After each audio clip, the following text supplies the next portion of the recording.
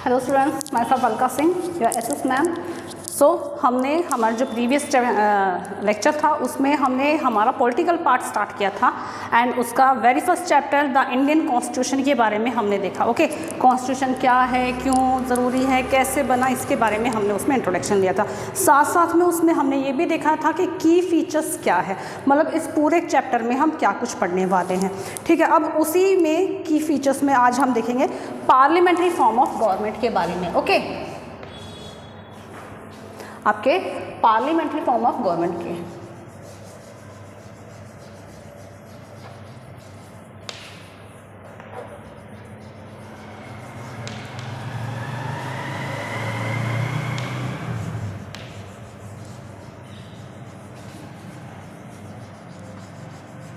Parliamentary form of government के बारे में हम लेंगे। अब ये पार्लियामेंट्री फॉर्म ऑफ गवर्नमेंट क्या है, अगर हम छोटा सा एक इंट्रोडक्शन दें, इसका डेफिनेशन अगर हम दें, ठीक है, a form of government based on parliament. Okay, parliamentary form of government क्या है?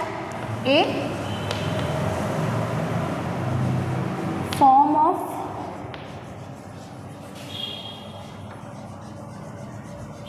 गवर्नमेंट बेस्ड ऑन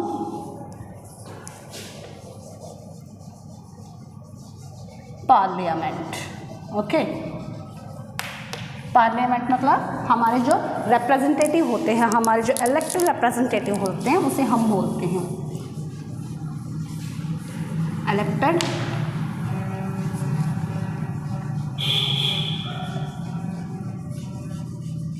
हमारे इलेक्टेड रिप्रेजेंटेटिव्स जो होते हैं उन्हें हम बोलते हैं। Okay, so parliament form of government का एक छोटा सा डेफिनेशन अगर हम देखें, एक ऐसी गवर्नमेंट जो कि पार्लियामेंट के ऊपर बेस्ड है।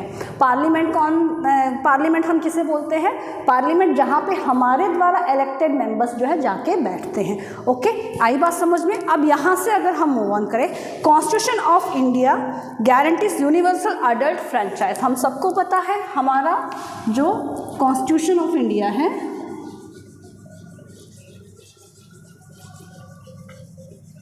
Constitution of India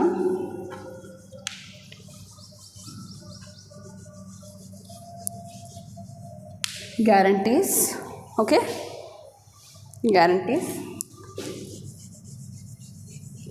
universal adult franchise.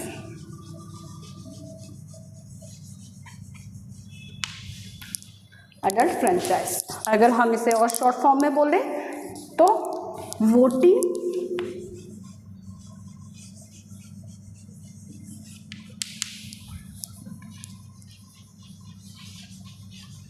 Rights to all of above 18 years। Okay, तो मैं आपको फिर से एक बार करवा दूं कि पार्लियामेंट्री फॉर्म ऑफ गवर्नमेंट हम किसे बोलते हैं? वो गवर्नमेंट जो कि पार्लियामेंट के ऊपर बेस्ड होती है, और ये कैसे होती है? इलेक्टेड रिप्रेजेंटेटिव्स द्वारा। ओके, अब ये इलेक्टेड रिप्रेजेंटेटिव कौन इन्हें इलेक्ट करता है? हम इन्हें इलेक्ट करते हैं, जिसे हमारा जो संविधान जो है इसने हमें वोट देने का अधिकार दिया हुआ है, जिसे हम अडल्ट फ्रेंचाइज बोलते हैं। अडल्ट फ्रेंचाइज का मतलब क्या होता है? हर एक वो व्यक्ति जो कि 18 साल से ऊपर का है, उन्हें अपना वोट देने का अधिकार है और अपना प्रतिनिधि चुनने का अधिकार है। ओके, ये इतना क्लियर है आप लोगों को? अब हम मूव ऑन करते हैं नेक्स्ट। इसी तरीके से आप बेटा वन बाय वन अगर पॉइंट्स लिखते जाओगे, बहुत अच्छे से आप लोगों को जो है ये लेसन समझ में भी आएगा एंड इंटरेस्टिंग भी लगेगा। ओके, हम पॉलिटिक्स के बारे में बात करते हैं, बट एक्चुअल में हमें पता ही नहीं होता कि पॉलिटिक्स है क्या, हम किसके बारे में बात कर रहे हैं, हम क्यों बात कर रहे हैं। ओके, बट यहाँ से हमें पता चल जाएगा। तो अब यहाँ पे हम देखेंगे कॉन्स्टिट्यूशन में हम क्या करते हैं? Whereby people of India directly elect their representative।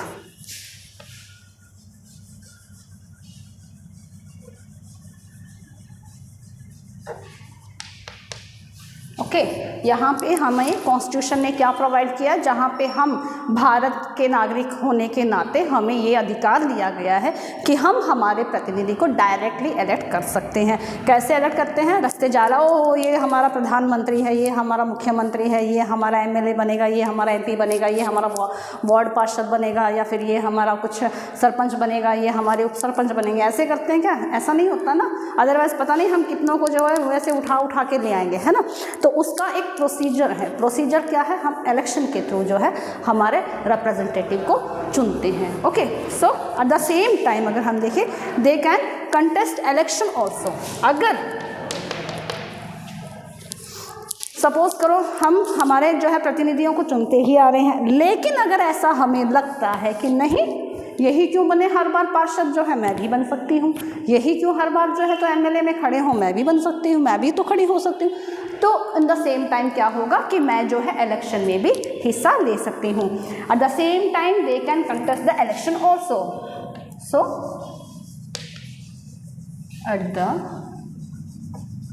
Same time they can contest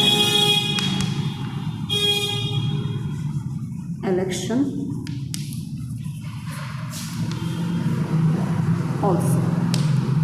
okay, हुआ क्लियर? जैसे कि हम सबको जो है अधिकार दिया गया है कि हम हमारे प्रतिनिधि को कैसे चुनेंगे, डायरेक्ट वोट डाल के। ओके, उसके बाद में अगर हमें लगता है कि नहीं, हमारे प्रतिनिधि जो है हर बार हम किसी ना किसी कचरे को उठा के जो है सीट पे बिठा देते हैं, इस बार क्यों ना हम ही खुद बैठे। अगर हमारे अंदर वो योग्यता है, हमें लगता है कि हमें लोगों की सपोर्ट मिल सकती है, तो फिर हम क्या करते हैं कि हम खुद भी जो है इलेक्शन लड़ सकते हैं।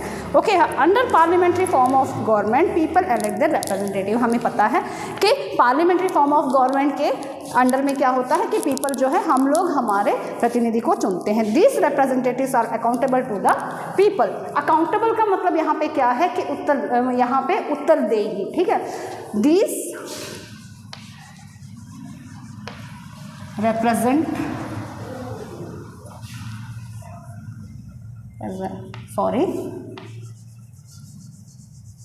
these representatives are accountable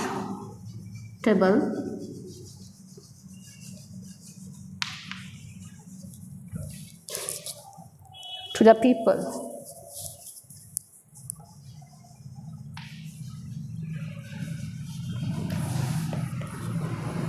okay, तो यहाँ पे ये जो रिप्रेजेंटेटिव होंगे ये किस चीज़ का उत्तर देंगे? हम जाके इनको ये पूछेंगे क्या, चलो हमें कॉन्स्टिट्यूशन क्या है बताओ, या फिर जो है अंबेडकर के बारे में हमें मतलब कुछ बताओ, उनका जन्म कहाँ हुआ था, ये चीज़ें तो हम नहीं पूछेंगे ना। सीधी सी बात है, यहाँ पे हम उनसे क्वेश्चन करेंगे कि हमने आपको इस सीट पे क्यों बिठाया था। हमने इसलिए बिठाया था कि आप हमारे लिए कुछ काम कर सके, आप जनता की भलाई के लिए काम कर सके। इसलिए जब वो जनता की भलाई के लिए काम नहीं करते हैं तो उसका जवाब भी कौन देंगे? वो खुद ही देंगे। आई इस बात समझ में? इसीलिए बोला जाता है अकाउंटेबल। तो यहाँ पे जो है जो भी अगर वो सही काम नहीं कर रहे हैं, कुछ भी गलत कर रहे हैं, या फिर कुछ भी अगर हम उनसे पूछते हैं तो यहाँ पे उनका उत्तरदायित्व बनता है कि वो हमें उस चीज़ का जवाब दे। आई बात समझ में? तो अब यहाँ से पार्लियामेंट्री फॉर्म ऑफ गवर्नमेंट हमारा क्लियर है। हम हमारे नेक्स्ट की फीचर की तरफ बढ़ते हैं, तो वो है सेपरेशन ऑफ पावर। तो इसके नेम से ही हमें पता चलता है कि सेपरेशन मतलब यहाँ पे कुछ तो अलग किया जा रहा है। क्या किया जा रहा है वो हम देखेंगे। सेपरेशन ऑफ पावर, ओके, क्यों ज़रूरी है ये भी हम देखेंगे।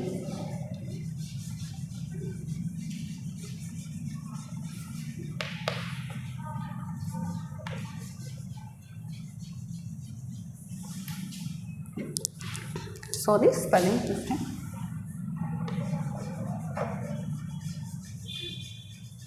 सेपरेशन ऑफ पावर, क्यों जो है पावर को बांटा जाता है, ठीक है। अगर सेपरेशन ऑफ पावर को हम यूं भी बोलें, मतलब बांटना,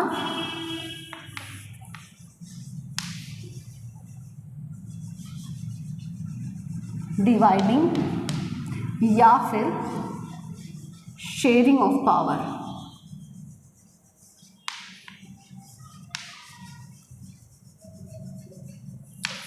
शेयरिंग ऑफ पावर भी हम इसे बोल सकते हैं। Okay, so separation of power क्यों किया जाता है, क्या रीज़न है, क्यों नहीं एक ही आदमी को जो है सारे पावर्स दिए जाते, क्या बार बार बांटे जाते हैं, तुम ये लो, तुम वो पावर लो, तुम जो है तो ये सिस्टम संभालो, तुम वो संभालो, ऐसा क्यों दिया जाता है ना। क्वेश्चन आते होंगे क्यों नहीं प्रधानमंत्री जी जो है अकेले सारे के सारे पावर्स एंजॉय नहीं करते हैं, ऐसा भी माइंड में आता होगा। लेकिन सपोज करो, जैसे कि मैंने आपको पहले एग्जांपल दिया था, एक स्कूल है, स्कूल में अगर सारे के सारे पावर्स जो है एमडी सर अगर अपने हाथों में ले ले तो फिर मतलब कैसे सिस्टम चलेगा, वो अकेले क्या कुछ संभालेंगे, है ना। तो इसलिए सिस्टम स्मूथली चले उसके लिए क्या होता है कि पावर्स जो है उनको डिवाइड किया जाता है। यहाँ पे सेपरेशन का मतलब है डिवाइड करना, पावर्स को शेयर करना, एक दूसरे के साथ में शेयर करना कि हाँ चलो मैं अगर फॉरेन मिनिस्टर बनता हूँ तो आप एजुकेशन मिनिस्टर बन जाओ, आप रेलवे मिनिस्टर बन जाओ, आप हेल्थ मिनिस्टर बन जाओ, आप इकोनॉमिक मिनिस्टर बन जाओ, इस तरीके से जो है उनको दिया जाता है। ओके, तो यहाँ पे शेयरिंग कैसे की जाती है, यहाँ पे ऑर्गन्स के थ्रू शेयरिंग की जाती है। Okay, there are 3 organs of government. Okay, powers को हम कैसे शेयर करते हैं, देयर आर 3 ऑर्गन्स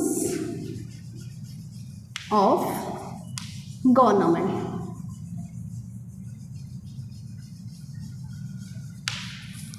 ओके, तो 3 ऑर्गन्स जो है वो कौन कौन से हैं हम सबको अच्छे से पता है। सबसे पहले आता है हमारा लेजिस्लेचर।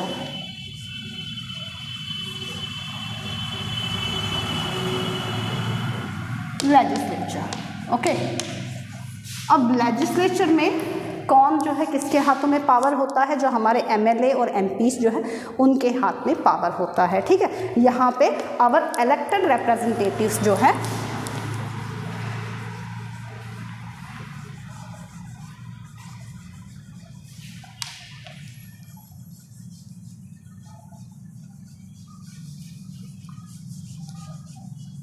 हमारे जो इलेक्टेड रिप्रेजेंटेटिव्स हैं उनके हाथों में पावर होता है। ठीक है, जैसे कि कानून बनाना, लेजिस्लेचर जो है हमने देखा है कि हर एक कानून जो है होता है, फिर उसके बाद में ये असेंबली में जाता है, पार्लियामेंट में जाता है, फिर वहाँ से पास होता है, फिर उसके बाद में जो है उसको एक्सरसाइज किया जाता है कि हाँ अब इसको लागू किया जाता है। तो लेजिस्लेचर का काम क्या है, कानून बनाना। ओके, कानून बनाना लेजिस्लेचर का काम है। और ये कौन बनाते हैं, ठीक है, हम इसको ऐसे भी लिख सकते हैं, फ्रेम लॉस फॉर अस। यहाँ पे अस भी है और उनके खुद के लिए भी तो बनाएंगे ना।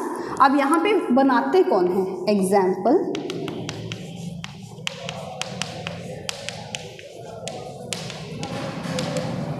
एमएलए और एमपीस जो है हमारे कानून बनाते हैं।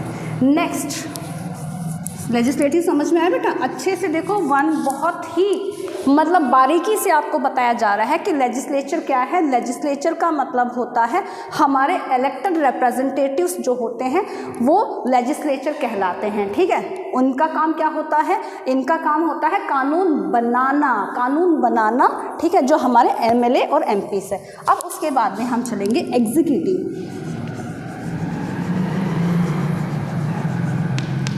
अब एग्जीक्यूटिव का काम क्या है, a group of people responsible for implementing laws. Okay, group of people responsible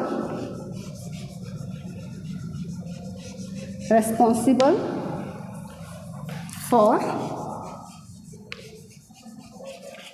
implementing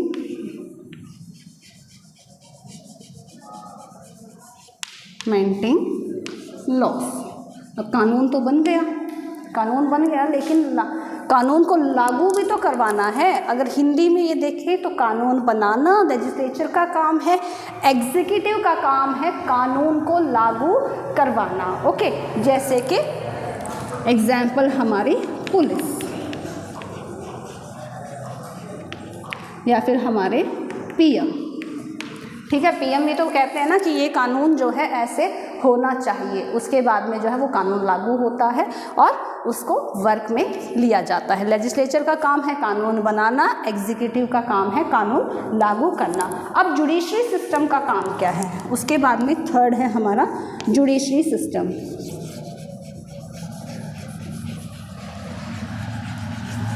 judiciary system. Okay, judiciary system में कौन आते हैं? System of court in the country, ठीक है।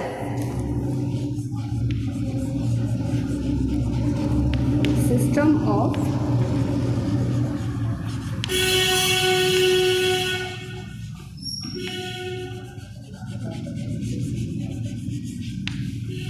Of court in the country, और जैसे कि सुप्रीम और हाई कोर्ट। एग्जाम्पल, अब ये कैसे, ये भी बताऊंगी मैं।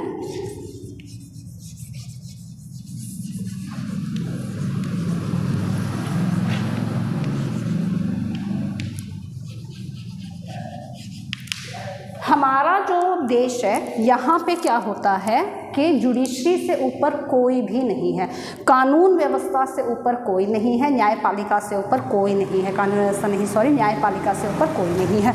अगर प्रधानमंत्री के द्वारा खून हो गया है, कत्ल हो गया है, तो प्रधानमंत्री को भी वही सज़ा मिलेगी जो एक गरीब भिखारी के हाथों जब खून होता है तो जो सज़ा उसे मिलती है, सेम सज़ा जो है हमारे प्रधानमंत्री को भी मिलेगी। इसीलिए हमारे यहाँ बोला जाता है कि कानून जो है, ये न्यायपालिका जो है, ये सबसे सर्वोपरि माना जाता है। तो इस तरीके से जो है हम देख सकते हैं कि हमारा जो सेपरेशन ऑफ पावर है ये कैसे 3 ऑर्गन्स में बंटा हुआ है। 3 ऑर्गन्स कौन से हैं? लेजिस्लेचर जो हमारे इलेक्टेड रिप्रेजेंटेटिव्स है, एग्जाम्पल एमएलए और एमपीज। इनका काम क्या है? They work is to frame law. Okay, next अगर हम मूव ऑन करें तो हमारा है एग्जीक्यूटिव कौन है? एक group of people responsible to implement the law. कानून बन गया है तो उसको लागू भी तो करवाना है ना, तो उसके लिए हमें किसकी ज़रूरत पड़ती है? हमें कानून की ज़रूरत पड़ती है, जैसे पुलिस हो गई। उसके बाद में है जुडिशरी सिस्टम। जुडिशरी सिस्टम जो है ये इन सबसे अलग है, सबसे ये फ्री है जुडिशरी सिस्टम, जैसे हमारा high court and supreme court. Okay, अब हमारे माइंड में एक क्वेश्चन और आता है, ठीक है, कि ये जो 3 ऑर्गन्स हैं ये इतने ज़रूरी क्यों हैं? मतलब क्यों हमारे कानून, मतलब हमारे जो पावर्स हैं इनको 3 ऑर्गन्स में बांटा गया? Power is shared among this 3 organs by, okay, power is shared among these 3 organs, okay, one,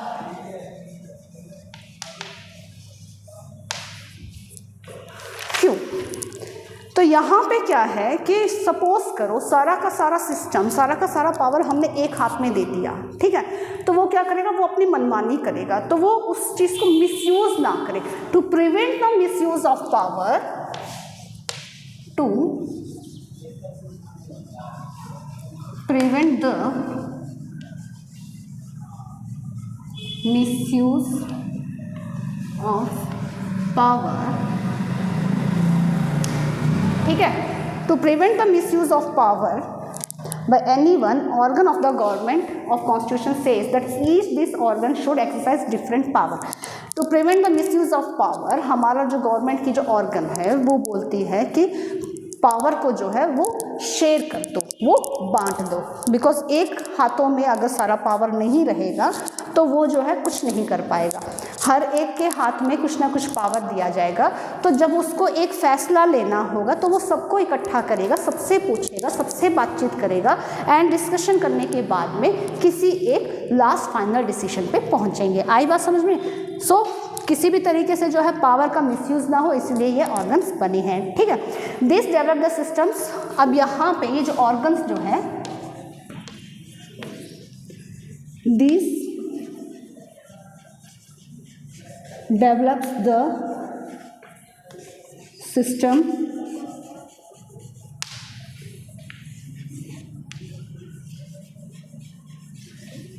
checks and balance। तो यहाँ पे क्या होगा कि हर एक जो है एक दूसरे के ऊपर नज़र रखेगा, चेक करेगा और उसके बाद में हर एक चीज़ जो है बैलेंस्ड रहेगी, ठीक है, किसी भी चीज़ की जो है ऊपर नीचे नहीं होगा, बैलेंस रहेगा। तो ये सिस्टम से क्या होता है, पावर शेयरिंग की वजह से क्या होता है कि सिस्टम्स के ऊपर चेक्स एंड बैलेंस बना रहता है। अब बैलेंस ऑफ पावर क्या है, ओके, बैलेंस ऑफ पावर क्या है हम ये देखेंगे।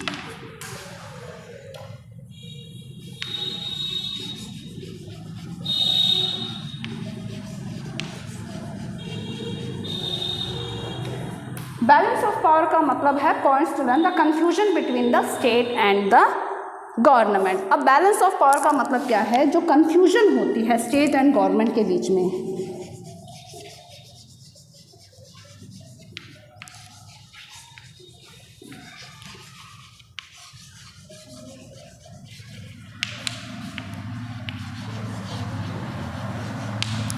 इनको कंट्रोल करने के लिए बैलेंस जो है, बैलेंस ऑफ पावर मतलब गवर्नमेंट और स्टेट। अब फॉर एग्जांपल गवर्नमेंट जो है, जैसे सेंट्रल गवर्नमेंट है, उसको हमने पूरी की पूरी जो है छूट देती कि जाओ भैया जो करना है करो, तो वो क्या करेगी, जहाँ जहाँ उसकी सरकार होगी वो उनको पूरी छूट दे देगी, भाई आपको जो पेट्रोल डीजल के दाम बढ़ाने हैं बढ़ाओ, या फिर कम करने हैं करो, LPG के दाम बढ़ाने हैं बढ़ाओ, या फिर जो है मतलब आपको चालान काटने हैं, जैसे ट्रैफिक के चालान वगैरह काटने 10,000 काटो, 20,000 काटो, ऐसे।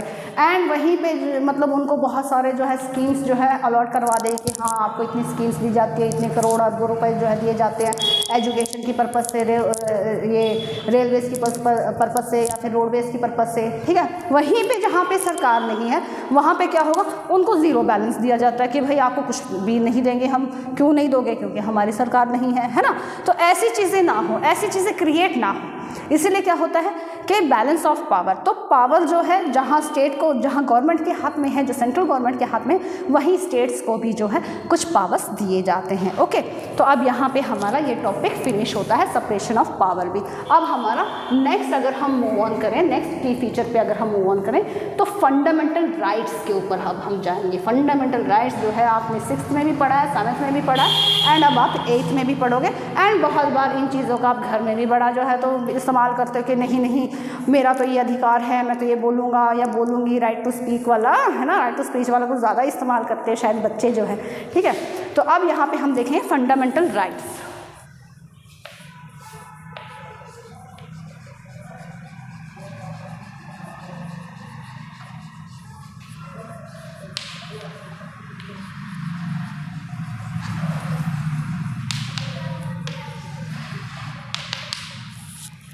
Fundamental rights are referred as the conscience of the Indian constitution. यहाँ पे कंसाइंस क्या है ये आपको आएगा, okay.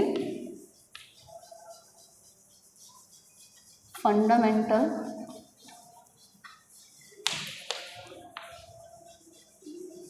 Rights are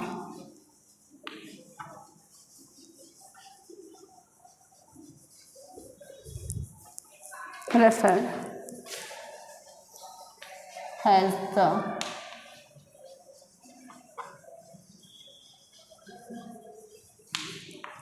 conscience of the Indian Constitution.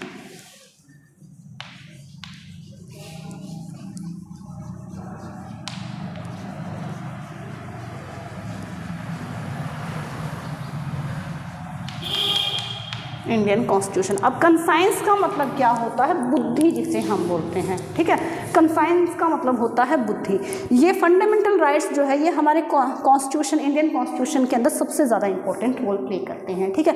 आज हम हैं, हमें राइट टू स्पीक का जो है मतलब मौलिक अधिकार दिया है, यह हमारा मौलिक अधिकार है। हम बहुत बार बातें करते हैं ये मेरा फंडामेंटल राइट है, ये मेरा फंडामेंटल राइट है ना, जिसके अंदर राइट टू स्पीक को हम सबसे ज़्यादा इंपॉर्टेंस देते हैं, ओके। अब नेक्स्ट अगर हम देखें learning from the past experience to the colonial rules, ठीक है।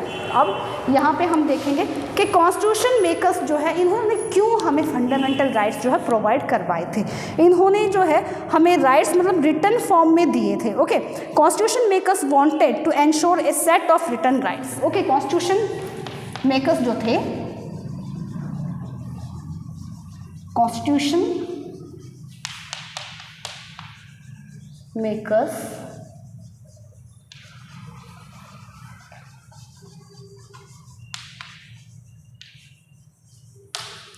set रिटर्न राइट्स मतलब हमारे जो अधिकार है वो उन्हें लिखित तौर पे उनको जो है वो सेट करना चाहते थे, जिनसे जो है they would guard against the misuse of the state. यहाँ पे स्टेट का मतलब है कंट्री। ओके, तो return that would guard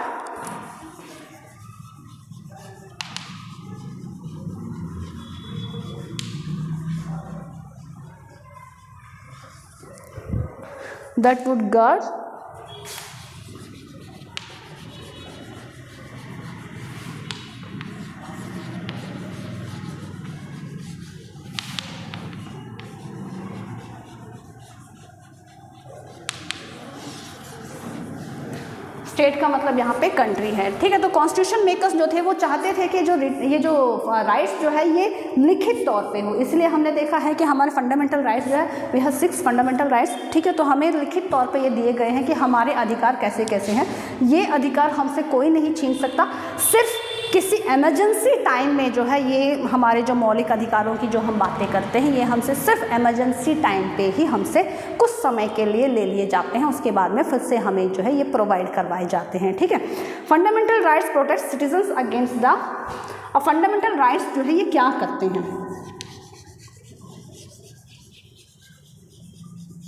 fundamental rights protect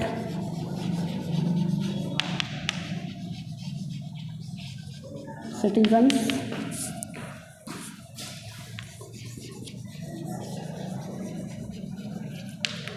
against the arbitrary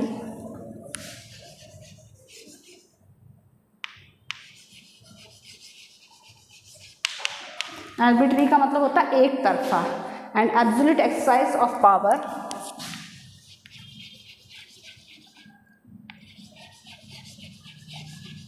absolute exercise of power by state as well as by state as well as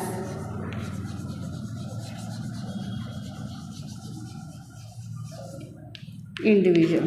ठीक है, तो ये जो फंडामेंटल राइट्स जो है ये हम सिटीजन्स को जो है किसी एक तरफा फैसले या फिर किसी एक तरफा मतलब पावर से प्रोटेक्ट करने के लिए है, साथ साथ में ये हमें भी प्रोटेक्ट करता है, साथ साथ में स्टेट के मतलब कोई स्टेट हमारा किसी तरीके का दमन ना कर सके और साथ साथ में कोई इंडिविजुअल भी हमारा दमन ना कर सके। ठीक है, इसीलिए हमें जो है ये फंडामेंटल राइट्स लिखित तौर पे दिए गए हैं। ओके, सो अब हम यहाँ से मूव ऑन करते हैं next.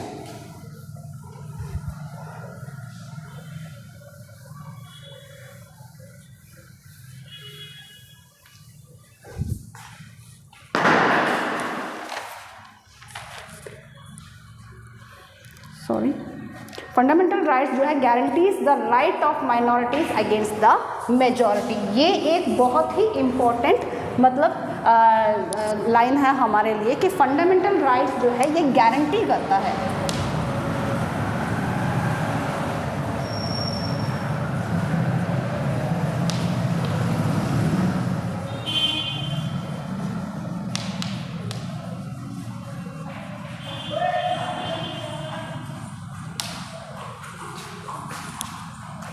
guarantees the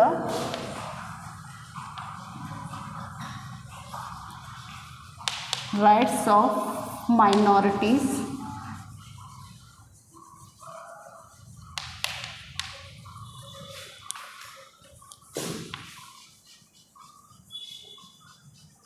against the majority।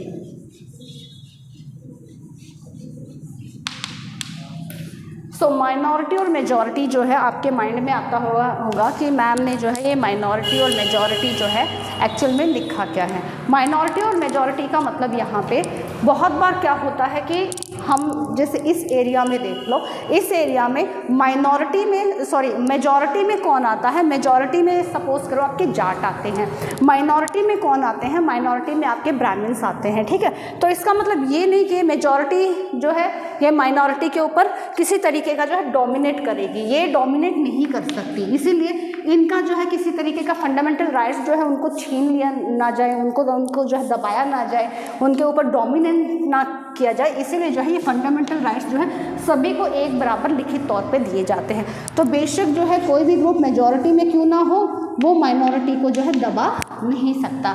ये है हमारे fundamental rights. Even fundamental rights जो है हम हमारे नेक्स्ट लेक्चर में भी कंटिन्यू करेंगे। फंडामेंटल राइट्स का जो है थोड़ा सा पार्ट थोड़ा सा लेंथी है। ओके, सो आज हम हमारा ये लेक्चर यहीं पे फिनिश करते हैं। Till then thank you and have a nice day.